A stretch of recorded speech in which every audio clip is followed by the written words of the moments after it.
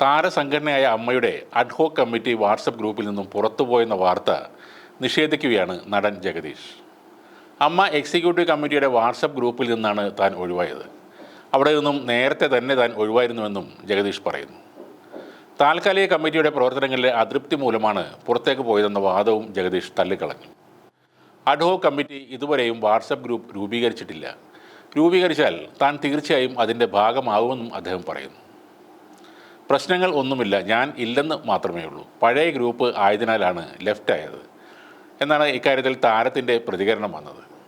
Hema committee report പുറത്തു വന്നതിന് പിന്നാലെ ഉയർന്ന ലൈംഗിക ആരോപണങ്ങൾക്കിടെയാണ് അമ്മ നിലവിലെ എക്സിക്യൂട്ടീവ് കമ്മിറ്റി പിരിച്ചുവിട്ടത്. അമ്മയിൽ അംഗങ്ങളായ താരങ്ങൾക്കെതിരെ അടക്കം ലൈംഗികാതിക്രമ കേസുകൾ വന്നതോടെ കമ്മിറ്റി പിരിച്ചുവിട്ടതായി സംഘടനയുടെ അധ്യക്ഷൻ മോഹൻലാൽ അറിയിക്കുകയായിരുന്നു. അതിന് പിന്നാലെയാണ് താൽക്കാലിക കമ്മിറ്റി രൂപീകരിച്ചത്. ഹേമ കമ്മിറ്റി റിപ്പോർട്ട് പുറത്തു വന്നതിന് പിന്നാലെ ഉയർന്ന ആരോപണങ്ങളിൽ അമ്മ സംഘടന പ്രതികരിക്കാൻ വൈകിയതിനെയും ജഗദീഷ് ഏറെ വിമർശിച്ചിരുന്നു. ഇപ്പോൾ പീഡന ആരോപണത്തിൽ നടൻ മുകേഷിനെ പോലീസ് അറസ്റ്റ് ചെയ്തിരുന്നു. എന്നാൽ അദ്ദേഹം മുൻകൂർ ജാമ്യം നേടിയതുകൊണ്ട് ഉടൻ തന്നെ ജാമ്യത്തിൽ വിടുകയും ചെയ്തു. നടൻ സിദ്ദിഖിനെയാണ് പിന്നെ പോലീസ് തിരഞ്ഞു നടക്കുന്നത്. കേസിലെ ഏക പ്രതിയായ സിദ്ദിഖിൻ്റെ മുൻകൂർ ജാമ്യാപേക്ഷ തള്ളുകയായിരുന്നു.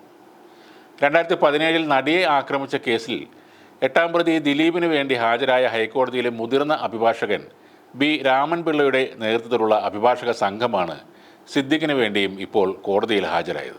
അതിനിടെ കഴിഞ്ഞ ദിവസമാണ് സിനിമ പ്രൊഡക്ഷൻ കൺട്രോളർ ഷാനു ഇസ്മയിലിനെ കൊച്ചിയിലെ സ്വകാര്യ ഹോട്ടലിൽ മരിച്ച നിലയിൽ കണ്ടെത്തിയത്. കമിഴ്ന്ന് കിടക്കുന്ന നിലയിലായിരുന്നു അദ്ദേഹത്തിൻ്റെ മൃതദേഹം. മുറിയിൽ മദ്യക്കുപ്പികൾ ചിതറിക്കിടക്കുന്ന സ്ഥിതിയിലായിരുന്നു. 2 ദിവസം മുമ്പ് ഒപ്പമുണ്ടായിരുന്ന സുഹൃത്തുക്കൾ മുറി ഒഴിഞ്ഞു പോവുകയും ചെയ്തിരുന്നു. തിരുവനന്തപുരം സ്വദേശിയായ ഷാനു കഴിഞ്ഞ 10 ദിവസത്തിലേറെയായി ഇവിടെ താമസിച്ചു വരികയായിരുന്നു. നേരത്തെ നടിയുടെ ബലാത്സംഗ പരാതിയിൽ ഷാനുവിനെതിരെ തിരുവനന്തപുരം മ്യൂസിയം പോലീസ് ഒരു കേസ് രജിസ്റ്റർ ചെയ്തിരുന്നു. 2018 സിനിമയിലും സീരിയലും അവസരം വാഗ്ദാനം ചെയ്ത് ചൂഷണം ചെയ്തു എന്നായിരുന്നു നടിയുടെ പരാതി. ഷാനുവിൻ്റെ ശരീരത്തിൽ മർദ്ദനത്തിൻ്റെയും മുറിവേറ്റത്തിൻ്റെയും പാടുകളുണ്ടെന്ന് ബന്ധുക്കൾ ആരോപിക്കുന്നു. ഷാനുവിന് ആത്മഹത്യ ചെയ്യേണ്ട കാര്യമില്ല, മരണത്തിന് പിന്നിൽ മറ്റാളുകൾ ഉണ്ട് എന്നുമാണ് ബന്ധുക്കൾ പറയുന്നത്. സിനിമാ മേഖലയിലെ വലിയ പ്രമുഖൻ അല്ലാത്തത് കൊണ്ടാകാം ഷാനുവിൻ്റെ ദുരൂഹ മരണവും അത്രയേറെ ചർച്ച ചെയ്യപ്പെടാതെ കടന്നുപോകുന്നത്.